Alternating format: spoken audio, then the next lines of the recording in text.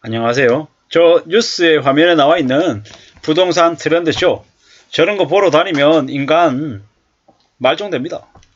세상에 있잖아요. 탐욕으로 욕심으로 뒤범벅 돼가지고 크게 돈 벌어 먹겠다고 마음먹고 저런 거 쫓아다니면서 살다 보면요. 인생이 그냥 뒷전으로 밀려나기 마련입니다. 부동산으로 집을 두 채, 세 채, 다채 사서 세 차익을 두 배, 세 배 먹고 아주 예부리고 떵떵거리며 살겠다라고 생각합니다. 근데 그러한 욕심이 자신의 삶을 집어삼킵니다.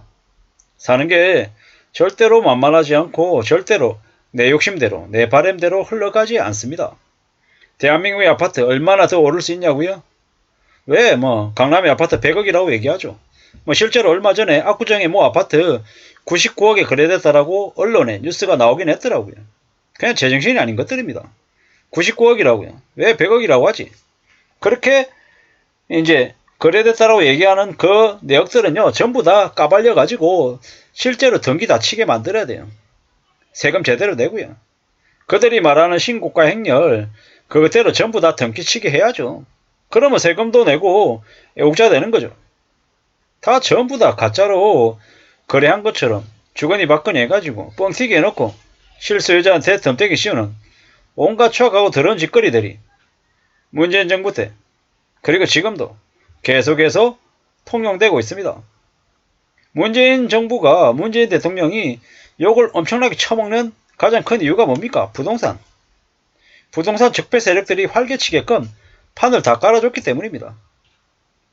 청년들에게 5억씩, 7억씩, 9억씩 상한 능력도 안 보고 막 빌려줘서 그 빚으로 경제 성장률을 만들어서 욕을 먹는 거죠.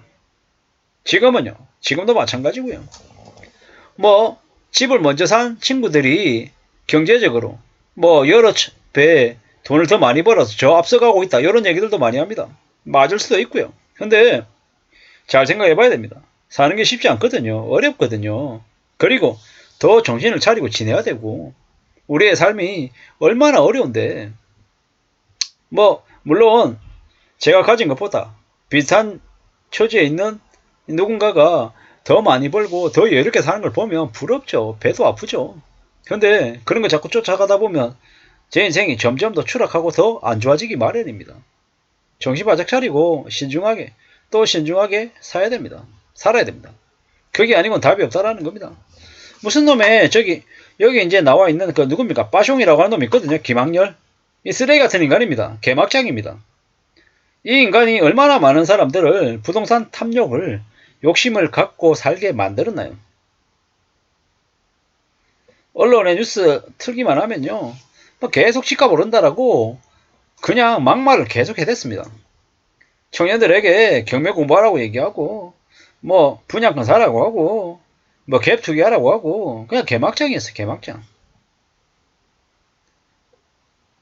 경매 공부에 빠졌다. 직장생활 열심히 해도 집 한 채 못 살 수 있다라는 위기감.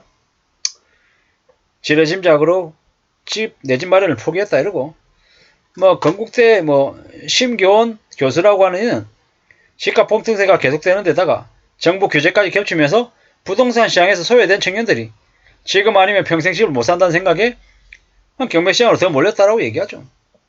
이 개막장입니다. 개막장. 이러한 얘기들이 계속됐잖아요. 나중에 어떻게 됩니까? 많은 청년들이 경제적인 몰락으로 다시는 일어서지 못합니다. 월급 있잖아요. 250만원 300 받는 걸 되게 우습게 생각하잖아요. 사회초년생들이 그 정도 월급 받는 거는 되게 평범하고 되게 일상적일 수 있는 얘기인 거예요. 그렇지만 계속 그런 게 아니라 시간이 지나면 지날수록 조금씩 나아진다라는 거죠. 그렇게 이제 다들 살아가는 거죠. 근데 언론 뉴스만 보면 아니면 유튜브 보면 뭐라 그럽니까? 예, 저는 월 소득이요 한 800만원 되고요. 사업체를 한 10개 가지고 있고요. 가만히 있어도 몇천만 원씩 알아서 수익을 가져다 주는 사업체를 가지고 있고 온갖 개소리 다 해야 됩니다. 그러면서 나중에 하는 얘기가 뭡니까? 나한테 투자해. 나 전문가거든? 나한테 돈 맡기면 수익률 10% 12% 해줄게. 이런 개소리 합니다. 그러면서 있잖아요. 사기쳐서 망가뜨리는 거죠. 무서운 얘기입니다. 나는 절대 그런 것에 안 걸려들 거다라고 얘기하기도 하지만요. 많은 사람들이 걸려듭니다. 그런 사기극에 놀아난다라는 거죠. 씁쓸한 얘기입니다. 절대로 그런 것에 걸려들지 않을 거다라고 각오하고 또 생각하지만 현실은 참혹하더라는 겁니다. 어떻게 살아야 되겠습니까?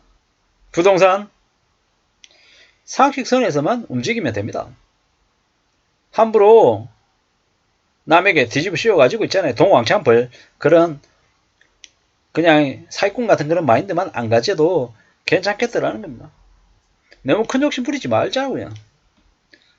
그리고 언론에서 얘기하는 5억 줬는데 5억 주고 샀는데 15억 됐다 20억 됐다라고 얘기하는 그런 말에 있잖아요. 흥분해가지고 뛰어들면 큰일 납니다. 사는 게 쉽던가요? 저렇게 경매 아파트 봐가지고 금방금방 돈 벌고 룰랄라 하냐고요. 그런 개소리에 넘어가면 나중에 어떻게 됩니까? 경매로 물건 있잖아요. 부동산 물건 다 제열제 20제 샀다가 나중에 자살합니다. 이자 감당이 안 되세요. 되게 쉽게 얘기합니다. 금방 될 것처럼. 근데 그런 말에 놀아나면 안 됩니다. 금방 되는 거 없습니다. 금방 되는 거 없고 오래 걸린다라고 봐야 되고요. 정말로 목숨 걸어야 어느 분야든 원하는 걸 아주 조금을 얻을 수 있는 겁니다. 잠깐 관심 가졌는데 그러면 그냥 돈이 그냥 알아서 넝굴째 들어온다고요? 그런 거 없습니다. 그런 거 믿다가 있잖아요. 2030들 경매 아파트 보러 다니는 부동산 데이트니 이지랄이니 하며 살면요. 배가 망신하고 있잖아요. 그냥 엉망됩니다. 개소리 하지 말라 그러세요. 투자 목적으로 경매를 배운다. 어쩌고 저쩌고. 내 집 마련 위해서 공부한다. 참 좀 씁쓸한 얘기입니다. 무슨 놈의 26살짜리가 경매 공부하고 있다 그러면 이 제정신이냐고요. 3천만 원으로 빌라 낙찰 받는 게 목표랍니다. 정신이 나갔다라고 생각합니다. 20대 나이가 경매 공부해가지고 부동산으로 돈 벌 생각해야 되는 게 아니고요. 철저하게 자신의 삶을 지키고 자신의 경력을 쌓아가는 게 먼저일 것 같습니다.